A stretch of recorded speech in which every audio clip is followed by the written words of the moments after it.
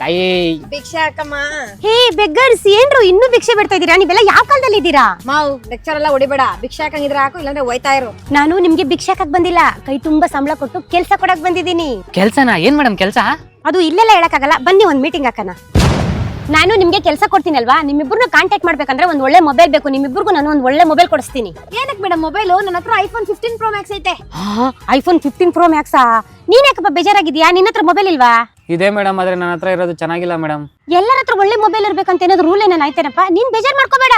ನನ್ನ ಹತ್ರ ಐಫೋನ್ 13 ಐತೆ ಮೇಡಮ್, ಆದ್ರೆ ಇವಾಗ ಟ್ರೆಂಡಿಂಗ್ ಬಂದು ಐಫೋನ್ 16 ಅಲ್ವಾ ಮೇಡಮ್. ಇದನ್ನ ಎಲ್ಲಾರ ಮುಂದೆ ಯೂಸ್ ಮಾಡಕ್ಕೆ ನಾಚಿಕೆ ಆಗುತ್ತೆ ಮೇಡಮ್. ಸರಿ ಸರಿ, ನೀವು ಉಳ್ಕೊಬೇಕಲ್ವಾ? ನಿಮ್ಮಿಬ್ಬರಿಗೂ ಉಳ್ಕೊಳಕ್ಕೆ ಒಂದ್ ರೂಮ್ ಕೊಡಿಸ್ತೀನಿ.